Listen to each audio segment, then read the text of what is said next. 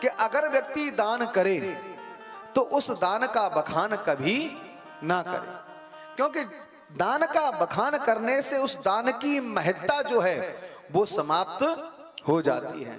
इसलिए कभी भी दान का बखान नहीं करना चाहिए। और जिस वस्तु का दान हमने कर दिया है उस वस्तु का दान कभी भी हमें नहीं करना चाहिए। सुखदेव भगवान ने राजा परीक्षित से जब ये बात कही तो राजा परीक्षित ने कहा कि प्रभु आप ये बात मुझसे तुम क्यों कह रहे हो। तब सुखदेव भगवान ने कहा कि ऐसा भी कोई एक राजा हुआ जिसने बहुत दान किया लेकिन अपने दान का बखान कर दिया। तब पूछा वो कौन सा राजा था। तब भगवान सुखदेव भगवान कथा श्रवण कराने लगे। नृगो नाम नरेंद्रो हम इक्ष्वाकु तनय प्रभो दानस्याख्यमानेषु यते कर्णमस्पृशम्। एक महाराज राजा था जिसका जो इक्ष्वाकु वंश का राजा था जिसका नाम था नृग।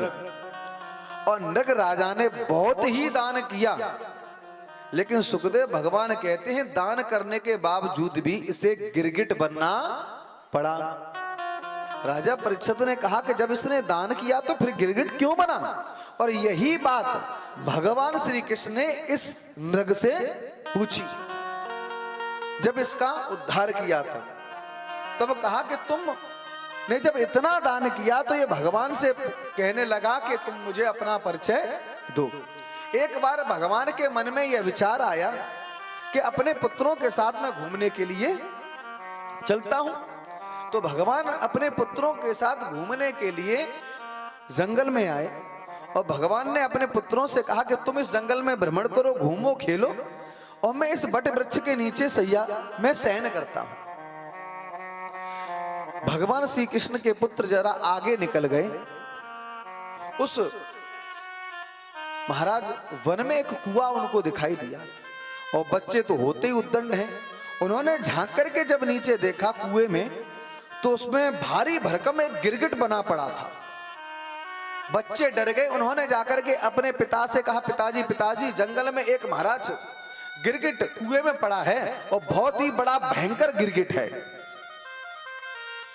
जब इसको उसने देखा भगवान दौड़े दौड़े आए और अपने पुत्रों की सहायता से गिरगिट को महाराज कुएं से बाहर निकाल लिया। और जब कुएं से बाहर निकाला गया तो जैसे ही भगवान का स्पर्श हुआ, भगवान का स्पर्श होते ही वो गिरगिट पुरुष रूप में प्रकट हो गया। और जैसे ही वो पुरुष रूप में प्रकट हुआ तो भगवान ने कहा कि तुम कौन हो, तुम कौन हो, हमें ये तो बताओ।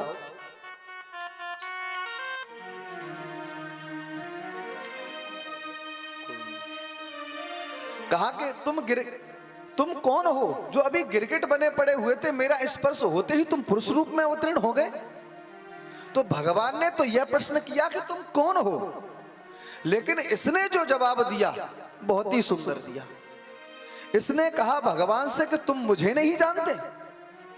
भगवान ने कहा कि अगर जानता होता तो तुम्हें पूछता ही क्यों कि तुम कौन हो। इसने कहा कि मुझे सारा विश्व जानता है। भगवान ने कहा लेकिन मैं नहीं जानता, आखिर तुम हो कौन मुझे ये तो बताओ। तब इसने कहा कि मेरी ख्याति तो पूरे संसार में फैली है और तुम नहीं जानते। तो भगवान ने कहा कि तुमने ऐसा क्या किया जिससे तुम्हारी ख्याति पूरे संसार में फैली है।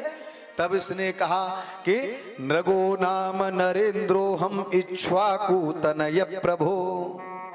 बोले मेरा नाम नृग है और मेरा जन्म इक्ष्वाकु वंश में हुआ, मैं राजा नृग हूं। तो भगवान ने कहा तुम राजा नृग हो तो इसका मैं क्या मतलब निकालूं। बोले नहीं, बोले दान्यस्याख्य मानेषु यते कर्णमस्पृशम्। मैंने इतना दान किया कि मेरे उस दान के द्वारा मेरी ख्याति महाराज संपूर्ण संसार में ख्याति हो गई। भगवान ने कहा कि हमने तुम्हारे नाम को नहीं सुना। भगवान ने कहा कि तुम राजा होकर के भी जब तुमने इतना दान किया, तो राजन तुम ये बताओ, इतना दान करने के बावजूद भी तुम गिरगिट क्यों बन गए? भाई तुमने अगर दान किया तो फिर गिरगिट क्यों बने, मुझे ये तो बता दो। भगवान ने सोचा कि हो सकता है कि तुमने ऐसा ही थोड़ा बहुत झूठ माट का दान किया होगा। अब ये अपने दान का बखान करने लगा और कहने लगा कि ऐसा दान नहीं किया, मैंने क्या दान किया वो सुनिए। तब इसने कहा, यावत्ता सिकता भूमि यावत्ता दिवतारका, बोले मैंने भूमि का दान किया। तो भगवान ने कहा कि तुमने उस भूमि का दान किया होगा जो महाराज तुमने कमजोर व्यक्ति से छीन ली होगी, उस भूमि का दान कर दिया होगा, क्योंकि उस भूमि पर तुम्हारा कोई स्वामित्व नहीं। इसने कहा मैंने महाराज छीनी हुई भूमि का, कब्जा की हुई भूमि का दान नहीं किया, मैंने अपने मेहनत से कमाई हुई भूमि का दान किया। तो भगवान ने फिर कहा कि तुम गिरगिट क्यों बने?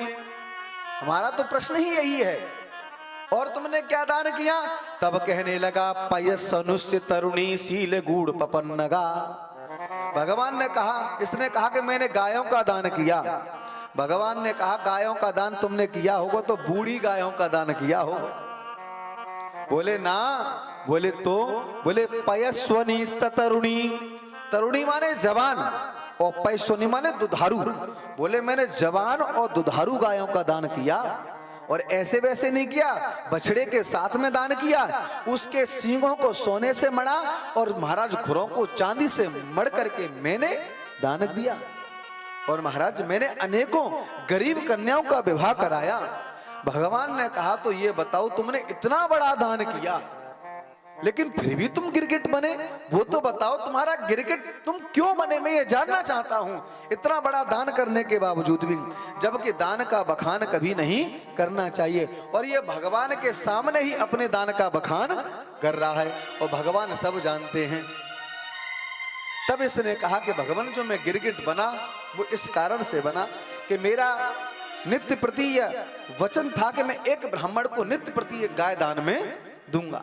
आज मैंने एक ब्राह्मण को सुशोभित करके गाय का दान कर दिया। ब्राह्मण आनंद से उस गाय को लेकर के चला गया, लेकिन पता नहीं कैसे जिस ब्राह्मण को मैंने गाय दान में दी थी, वह गाय उस ब्राह्मण के यहां से खुल करके मेरी ही गौशाला में वापस आ गई।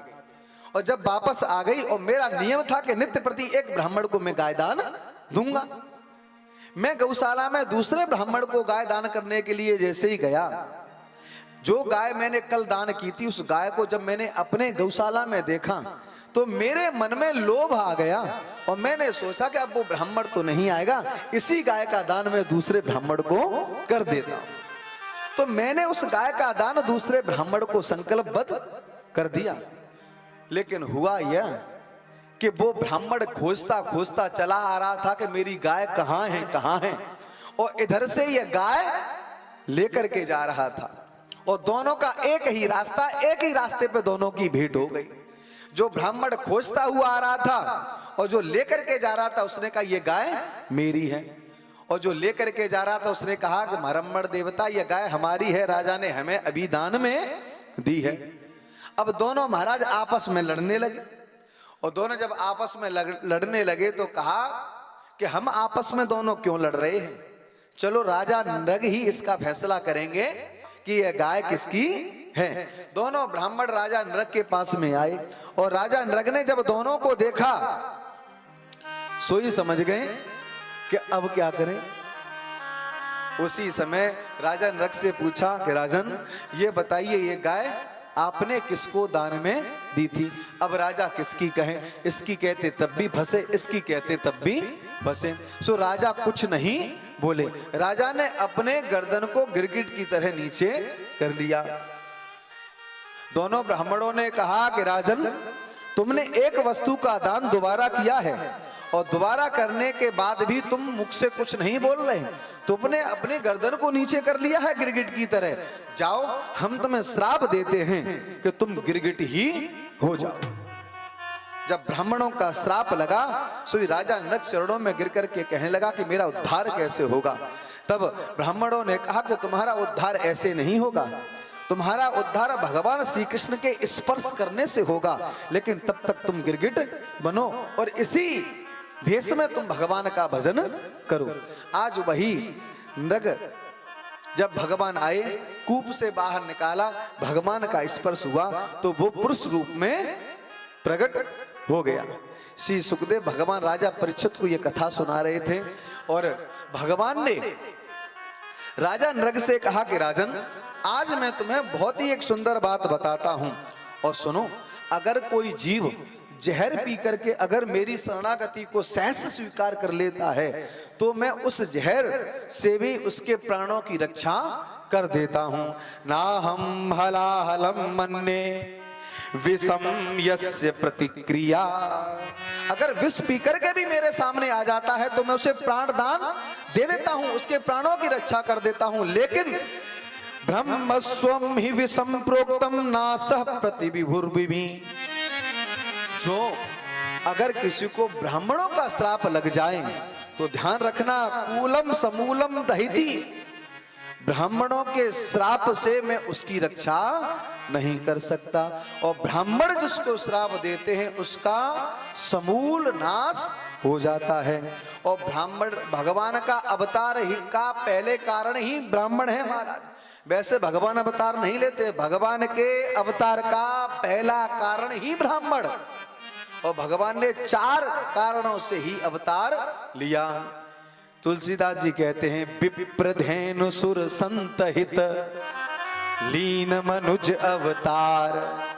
ब्राह्मणों का भगवान के अवतार का पहला कारण ही ब्राह्मण, इसलिए समूलम दहिति। जो ब्राह्मणों से द्वेष करता है या ब्राह्मणों का अपमान करता है या ब्राह्मणों से द्वेष करता है, ब्राह्मण अगर उसको श्राप दे तो भगवान कहते कि उस श्राप से मैं उसकी रक्षा नहीं कर सकता। बोलो राधे राधे। इस तरीके से अगर कोई भी दान करे तो उस दान का हमें बखान कभी भी नहीं करना चाहिए।